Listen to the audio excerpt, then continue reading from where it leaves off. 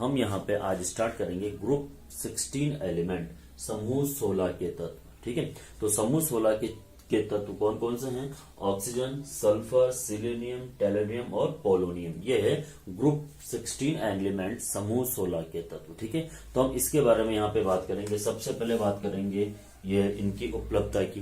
ठीक है, ये कहाँ कहाँ पाए जाते हैं, फिर इनके परमाणु आकार, ठीक है, त्रिज्या, आयनन एंथैल्पी, विद्युत ऋणता, इलेक्ट्रॉन बंधुता, सबके बारे में हम यहाँ पे चर्चा करेंगे। तो समूह 16 के तत्व हैं ओ स्टाइल से टी ओ। हम यहाँ पे इनका इलेक्ट्रॉनिक विन्यास भी लिख सकते हैं। आपको पता है कि ऑक्सीजन का इलेक्ट्रॉनिक विन्यास, ऑक्सीजन का परमाणु क्रमांक होता है 8। ठीक है, और इसका वंडर नंबर मैंने आपको बता रखा था 8, 18, 18 और 32। आपको ये ट्रिक है, ये याद रखनी ही पड़ेगी हमेशा, ये ध्यान रखिए आप। तो 8 में 8 ऐड करोगे तो 16, 16 जो है ये सल्फर का परमाणु क्रमांक होगा। अब आप 16 में 18 जोड़िए तो कितना हो जाएगा बेटा? 34, 34 सिलीनियम का परमाणु क्रमांक है। ठीक है, अब इसमें 8, 18, 18, 32। ठीक है, अब आप इसमें 18 जोड़ी वापस से। जब आप इसके अंदर वापस से 18 जोड़ोगे तो 52 टेलोनियम का परमाणु क्रमांक होगा। फिर 18 में 32 जोड़ोगे तो यहाँ पे आप देखिए 84 पोलोनियम का परमाणु क्रमांक होगा। अगर हम यहाँ पे नॉर्मली बात करें इनके इलेक्ट्रॉनिक विन्यास की, तो इनका इलेक्ट्रॉनिक विन्यास होता है NH2Np4। तो बेसिकली हम बात करेंगे इसको अष्टक पूरा करने के लिए। देखो 6 इलेक्ट्रॉन तो ही सही, 2 इलेक्ट्रॉन की रिक्वायरमेंट होगी जब इनका अष्टक पूरा होगा। तो इन सब छोटे छोटे टॉपिकों के बारे में हम यहाँ पे चर्चा करेंगे, सीखेंगे, बात करेंगे और आगे बढ़ेंगे। तो सबसे पहले मैं यहाँ पे फर्स्ट बात आपको समझा देता हूं, वो है इसकी उपलब्धता। ठीक है, तो यहाँ ये कहाँ कहाँ पे पाई जाती है। अगर हम बेसिकली बात यहाँ पे करें तो ऑक्सीजन नंबर 1 एलिमेंट है। अब नंबर 1 एलिमेंट्स का इन द सेंस क्या है कि अर्थ पृष्ठ पर भूपट्टिका पर सबसे अधिक मात्रा में पाया जाता है। भूपट्टिका पर लगभग 46.6% ऑक्सीजन पाई जाती है, इसलिए हम इसको नंबर 1 एलिमेंट के नाम से भी जानते हैं। और अगर मैं यहाँ आप लोगों से बात करूं वातावरण की, तो इन्वायरमेंट के अंदर ऑक्सीजन जो है ये आयतन का लगभग 21% या 20.94% पाया जाता है। तो फर्स्ट पॉइंट ये हो गया। दूसरा देखिए, जितने भी ऑक्साइड वाले सॉल्ट हैं तो उनको हम हीट करते हैं तो वहां से भी ऑक्सीजन क्या होती है बेटा? लिबरेंट होती है। तो ये कंपाउंड फॉर्म में भी पाई जाती है ऑक्सीजन गैस। ठीक है बेटा, चलो जी। उसके बाद हम बात करते हैं यहाँ पे सल्फर की। सल्फर की बात करें तो सल्फर जो है ये वातावरण में 0.03 से 0.1% तक उपलब्ध होती है। इसके अलावा सल्फर जो है जितने भी ये चरमराहट वाली जो वस्तुएं हैं, लहसुन है, सरसों है, इनके अंदर भी सल्फर की मात्रा पाई जाती है। सल्फर जो है ये लवण के फॉर्म में भी पाए जाते हैं। जिप्सम, ये देखिए कैल्शियम सल्फेट .H2O, एप्सम लवण, मैग्नीशियम सल्फेट का सॉल्ट है MgSO4, ये MgSO4.7H2O। ठीक है, बेराइटा, इन सब के अंदर क्या है? सल्फर की मात्रा पाई जाती है। वैसे हम सल्फर जो है हमारे बॉडी के अंदर प्रोटीन के फॉर्म में भी, प्रोटीन के साथ अटैच मिलता है, बालों में, मांसपेशियों में, इसमें भी सल्फर की मात्रा होती है। एक ज्वालामुखी के लाव में निकलने वाली जो गैस है उसके अंदर सल्फर जो है ये H2S, हाइड्रोजन सल्फाइड गैस के रूप में उपलब्ध होता है। ये है सल्फर की मात्रा। और ये सिलेनियम, टेलोनियम जो है ये हमें अल्प मात्रा में ट्रेसर के रूप में मिलते हैं। ठीक है, और ये पोलोनियम है जो रेडियो एक्टिव तत्वों के साथ कंबाइंड फॉर्म में पाया जाता है। ठीक है, तो ये तो हो गई इन सबकी यहाँ पे उपलब्धता। इसके बाद हम यहाँ पे बात कर लेते हैं इलेक्ट्रॉनिक विन्यास की। तो इलेक्ट्रॉनिक विन्यास मैंने यहाँ पे कॉमनली आप लोगों के लिए लिख ही रखा है। इलेक्ट्रॉनिक विन्यास की बात अगर हम करते हैं तो आपको यहाँ पे ये देखना है कि इनके सबके बाह्यतम कोश में पी के अंदर 4 इलेक्ट्रॉन होंगे और आप एक एक स्टेप क्या है बढ़ते जाओगे। अगर मैं ऑक्सीजन की बात करता हूं तो ये 1s2, 2s2 और ये 2p4। ओके, ठीक है, हो गए 8। तो अब यहां से आप स्टार्ट कर दो 3s2, 3p4। ठीक है, इसकी बात कर लो यहां पे 4s2, 4p4। इसकी बात कर लीजिए आपको 5s2, 5p4।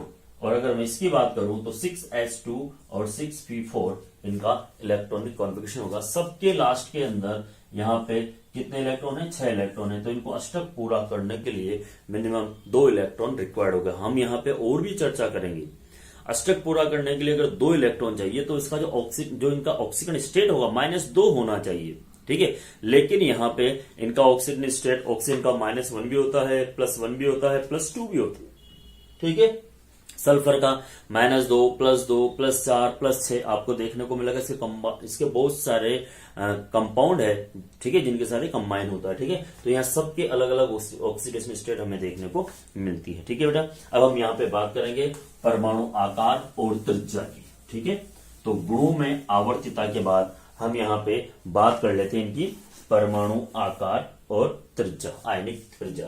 तो आप सबको पता है ओ स्टाइल से टिपो, ये इसका फॉर्मूला है। वर्ग में ऊपर से नीचे आने पर परमाणु आकार और आयनिक त्रिज्या दोनों ही क्या होते हैं? इंक्रीज होते हैं, बढ़ते हैं, ठीक है। तो वर्ग में ऊपर से नीचे आने पर परमाणु आकार और त्रिज्या दोनों जो है वो क्या होते हैं बेटा? इंक्रीज होते हैं, बढ़ते हैं, ठीक है। दूसरी बात करें हम आयनन एंथैल्पी, ठीक है। दूसरा है मेरे पास यहाँ पे आयनन एंथैल्पी। तो ये आयनन एंथैल्पी में आपको बहुत सी बार बता चुका हूं, आपको पता होना चाहिए कि आयनन एंथैल्पी होता क्या है। आयनाइजेशन एंथैल्पी होता क्या है? The amount of energy which is required to remove an electron of an atom of their outermost in isolated state, ठीक है। तो आइसोलेटेड मतलब कि मूल अवस्था के अंदर किसी भी परमाणु के बाह्यतम कोश में जो इलेक्ट्रॉन निकालना है उसके लिए कितनी एनर्जी रिक्वायर्ड है। अब सीधी सी बात है भाई, इलेक्ट्रॉन नाभिक के आकर्षण से बंधा हुआ है तो उस आकर्षण से ज्यादा ऊर्जा देंगे तो वो इलेक्ट्रॉन आसानी से वहां से लिबरेट हो जाएगा, बाहर निकल जाएगा, ठीक है। तो अब जैसे जैसे आकार बढ़ेगा, नाभिक और इलेक्ट्रॉन की दूरी बढ़ेगी और दूरी बढ़ेगी तो क्या होगा बेटा? वहां पर उतनी ही कम ऊर्जा की आवश्यकता होगी। तो मैं कह सकता हूं कि वर्ग में ऊपर से नीचे आने पर आयनाइजेशन पोटेंशियल या एंथैल्पी जो है वो डिक्रीज होती है क्योंकि साइज इंक्रीज होती है, ठीक है। आकार क्या होता है? बढ़ता है। तो वर्ग में ऊपर से नीचे आने पर आयनन एंथैल्पी का मान घटता है, डिक्रीज होता है। ये दूसरा पॉइंट है जो आपको इसके अंदर क्या है बेटा? समझना है, ठीक है। तो आयनन एंथैल्पी का मान यहाँ पे घटता है। यहाँ एक चीज और समझनी होगी आपको जो बेसिकली बहुत से कंपटीशन में आती है और यहाँ भी हम बात करेंगे। देखिए ग्रुप में वर्ग में ऊपर से नीचे आते हैं तो आयनन एंथैल्पी का मान घटता है और बाएं से दाएं लेफ्ट टू राइट जाते हैं तो आयनन एंथैल्पी का मान बढ़ता है। अब यहाँ पे थोड़ी सी प्रॉब्लम हो गई। तो फिर नाइट्रोजन और ऑक्सीजन की बात करें तो ये लेफ्ट टू राइट जाते हैं तो आईपी का मान क्या होना चाहिए बेटा? बढ़ना चाहिए। बट यहाँ एक्सेप्शन है, अपवाद है कि नाइट्रोजन की आयनन एंथैल्पी अधिक होती है ऑक्सीजन से। क्यों? नाइट्रोजन की आयनन एंथैल्पी का मान उच्च होता है, ठीक है, ऑक्सीजन से। क्यों? इसका कारण क्या है वो भी आपको यहां पे थोड़ा सा समझना पड़ेगा, ठीक है।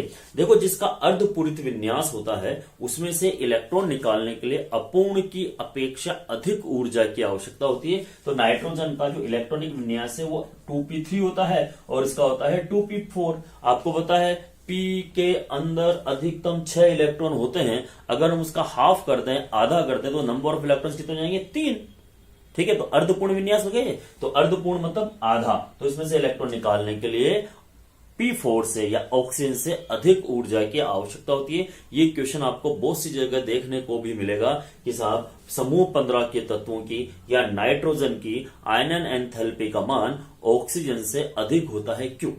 ठीक है। तो ये आपके पास उस चीज का आंसर है जो मैंने आपको यहां पे समझाया, ठीक है बेटा। तो ये भी आपको थोड़ा सा ध्यान में रखना पड़ेगा। चलो जी, अब हम यहाँ पे थोड़ी सी और बात कर लेते हैं आगे की, वो है इलेक्ट्रॉन लब्धि एंथैल्पी। तीसरा पॉइंट, पॉइंट नंबर 3, तीसरा पॉइंट है वो है इलेक्ट्रॉन लब्धि एंथैल्पी। अभी इलेक्ट्रॉन लब्धि एंथैल्पी होती क्या है, ठीक है, ये भी आपको पता होना चाहिए कि यहां पे किसी भी विलगित गैसीय परमाणु के बाह्यतम कोश में एक इलेक्ट्रॉन जोड़ने पर, ठीक है, एक इलेक्ट्रॉन जोड़ने पर जितनी ऊर्जा मुक्त होती है, निकलती है, उसे हम बोलते हैं इलेक्ट्रॉन लब्धि एंथैल्पी, ठीक है बेटा। तो यहां पर आपको पता है कि हम नाभिक के आकर्षण में इलेक्ट्रॉन को लेके आ रहे हैं, आकर्षण जुड़ेगा तो ऊर्जा मुक्त होगी। तो जैसे जैसे आकार बढ़ता है तो लब्धि एंथैल्पी या इलेक्ट्रॉन बंधुता के नाम से भी जानते हैं इसको, उसकी मात्रा क्या होती है, कम होती जाती है, घटती जाती है। तो मैं कह सकता हूं कि वर्ग में ऊपर से नीचे आने पर इलेक्ट्रॉन लब्धि एंथैल्पी का मान घटता है, डिक्रीज होता है। ठीक है बेटा, ये थर्ड पॉइंट था जो आपको यहाँ पे थोड़ा सा समझना था। ओके, चलो जी, अब हम यहाँ पे फोर्थ पॉइंट की बात कर लेते हैं। पॉइंट नंबर 4, चौथा पॉइंट। ठीक है बेटा, यह है विद्युत ऋणात्मकता। विद्युत ऋणात्मकता या विद्युत ऋणता। विद्युत ऋणता या विद्युत ऋणात्मकता होती क्या है? ठीक है, ये एक टेंडेंसी होती है, नेचर होता है। मैं ये सारी चीजें इसलिए रिवाइज कर रहा हूं बेटा क्योंकि हमें बहुत ज्यादा दिन हो गए हैं मिले हुए या पढ़े हुए, तो ये गैप हो गया है। इस गैप को भरने के लिए हम छोटी छोटी जो चीजें हैं उसको मैं बार बार यहाँ पे आपके लिए रिवाइज कर रहा हूँ। ठीक है, इसलिए आपको ये थोड़ी सी चीजें समझ में आना चाहिए। तो विद्युत ऋणात्मकता क्या होता है कि सहज संयोजक बंध में बंधे हुए इलेक्ट्रॉनों को अधिक विद्युत ऋणी तत्व द्वारा अपनी ओर अट्रैक्ट करने का पावर या आकर्षित करने की जो क्षमता होती है उसे हम बोलते हैं विद्युत ऋणता। ठीक है, और लेफ्ट टू राइट जब बाएं से दाएं जाते हैं तो विद्युत ऋणता का मान क्या होता है, बढ़ता है। और वर्ग में ऊपर से नीचे आते हैं तो विद्युत ऋणता का मान क्या होता है, घटता है। क्योंकि इलेक्ट्रॉन बंधित इलेक्ट्रॉनों को या शेयर्ड इलेक्ट्रॉन को अट्रैक्ट करने का जो पावर है वो डिक्रीज होता जाता है टॉप टू बॉटम आने पर, वर्ग में ऊपर से नीचे आने पर। तो मैं यहां पे कह सकता हूं कि वर्ग में ऊपर से नीचे आने पर विद्युत ऋणात्मकता का मान या विद्युत ऋणता का मान या इलेक्ट्रोनेगेटिविटी का मान घटता है, डिक्रीज होता है। ठीक है बेटा, चलो जी, अब हम यहाँ पे आगे की बात करेंगे फिजिकल प्रॉपर्टी, भौतिक गुणधर्म की। ठीक है, चलो जी, ये एक पॉइंट है जो आपको समझना है। आप इसके नोट्स भी बना सकते हो घर पे। ठीक है, नेक्स्ट मेरे पास ये है भौतिक गुण, फिजिकल प्रॉपर्टी। ठीक है, भौतिक गुण की बात कर लेता हूं मैं आप लोगों से, फिजिकल प्रॉपर्टी की बात कर लेता हूं। ये देखिए, ओ स्टाइल से टीपो, ओ स्टाइल से टीपो, ये हमारे पास है। ठीक है, तो आपको ये समझना है। ठीक है बेटा, देखिए ऑक्सीजन और सल्फर दोनों की दोनों क्या है, अधातु है। ठीक है, शुद्ध अवस्था में तो सिलेनियम उपधातु है, लेकिन टेलोरियम को भी हम यहाँ पे उपधातु में काउंट कर लेते हैं। ठीक है, वो क्या मेटलर्जी जिसे आप बोलते हो। और पोलोनियम जो है वो एक अकेली धातु है, केवल एक अकेली धातु है। अगर मैं और भी आप लोगों से बात करूं फिजिकल प्रॉपर्टी की, भौतिक अवस्था की, तो आप सब जानते हो कि ऑक्सीजन जो है वो गैस है। ठीक है, और बाकी सबके सब क्या है बेटा, ठोस है, ठोस अवस्था में पाए जाते हैं सबके सब।